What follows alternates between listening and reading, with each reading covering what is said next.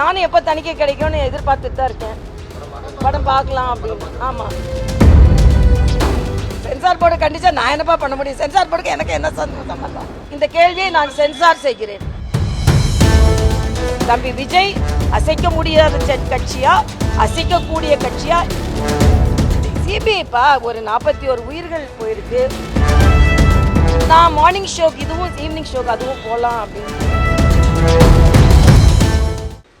அதாவது திமுக கூட்டணியில் இருக்கிற ஒரு கட்சியே இதை சொல்கிறார்கள் என்றால் ஒரு அரசியலில் ஒரு நோக்கம் இருக்கிறது. தம்பி விஜய் அசைக்க முடியாத கட்சியா, அசைக்கக்கூடிய கட்சியா என்று சொல்வதை விட ஒரு கட்சியாக அவர் இங்கே வந்திருக்கிறார். அதனால் ஆனால் முடியாத கட்சியாக அவர் எப்போ மாறுவார்னா, தேசிய ஜனநாயக கூட்டணியோடு கூட்டணி வைக்கும்போது தான் அசைக்க முடியாத கட்சியாக மாறுவார். இல்லைன்னா அசைத்து பார்க்கின்ற கட்சியாகத்தான் இருக்க முடியும்.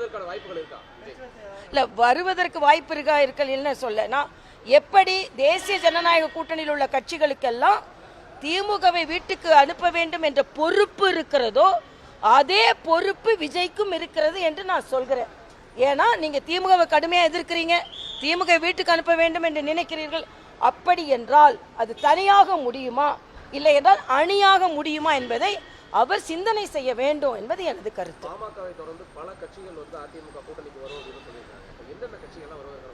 பல கட்சிகள் என்னென்ன கட்சிகள் என்று நான் சொல்ல முடியாது. பல கட்சிகள் நிச்சயமா வரும்.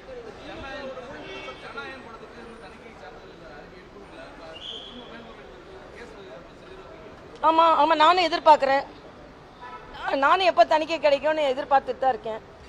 படம் பார்க்கலாம் அப்படின்னு. ஆமா, முத நாள் பராசக்தி முத நாள் வருதா, ஜனநாயகன் முத நாள் வருதா? ஜனநாயகன் முத நாள் வருது. நீதிபதியை ரெண்டும் ஒரே நாள் ரிலீஸ் ஆன என்னன்னு கேட்டிருக்காரு. அதனால நான் மார்னிங் ஷோக்கு இதுவும் ஈவினிங் ஷோக்கு அதுவும் போகலாம் அப்படின்ட்டு இருக்கேன்.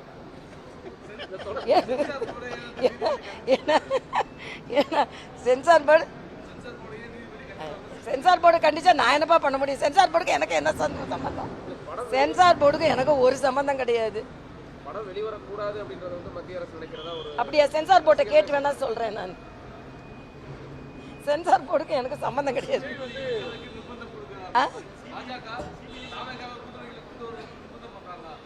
சென்சார் போர்டை வச்சா இந்த கேள்வியை நான் சென்சார் செய்கிறேன்.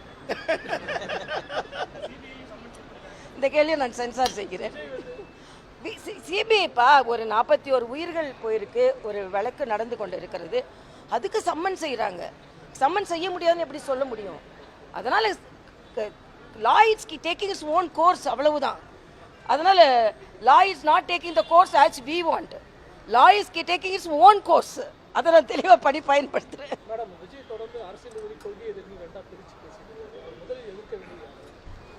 அரசியல் எதிரி தானேப்பா. இப்போ இது சட்டமன்ற தேர்தல் தானே.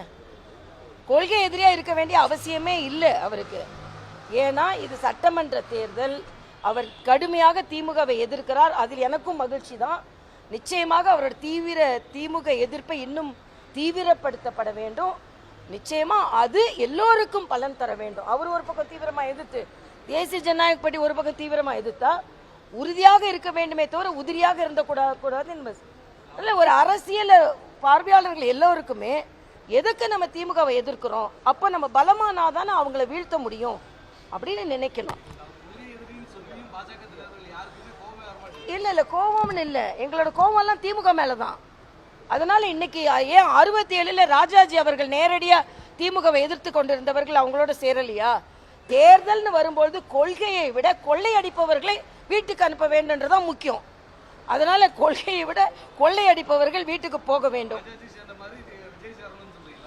ஏன் கேட்டா என்ன தப்பு? இப்ப திமுகவை தோக்கடிக்க வேண்டும், அல்ல விஜய் சிந்திக்க வேண்டும். உடனே அழைப்பு அப்படின்னு போடாதுங்க.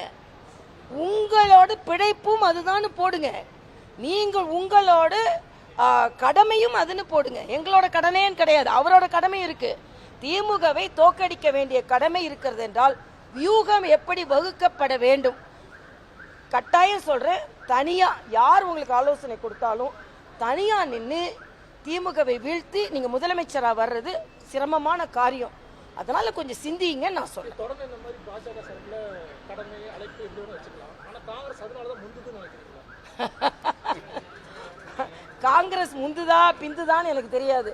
ஆனா இன்னைக்கு திராவிட முன்னேற்ற கழகத்தோட யாருக்கு இருக்க விருப்பம் இல்லை, காங்கிரஸ் உட்பட. அதனால அவங்க இன்னொரு கதவை திறந்து வைத்திருக்க. நான் இன்னொன்னு சொல்றேங்க, ஜோதிமணி பேசுறாரு, பிரவீன் சக்கரவர்த்தி பேசுறாரு, மாணிக் தாக்கூர் பேசுறாரு. ராகுல் காந்தியோட அனுமதி இல்லாம இவங்க எல்லாம் பேசுறாங்களா? ராகுல் காந்தி ஏதாவது ஒரு மறுப்பு கொடுத்தாரா? இல்லையா? அப்போ அங்கேயும் யாரு முந்துறது யாரு பிந்துறதுன்னு பிரச்சனை இருக்குன்றது நான் நினைக்கிறேன். செய்திகளை உடனுக்குடனும் துல்லியமாகவும் தெரிந்து கொள்ள சப்ஸ்கிரைப் பண்ணுங்க.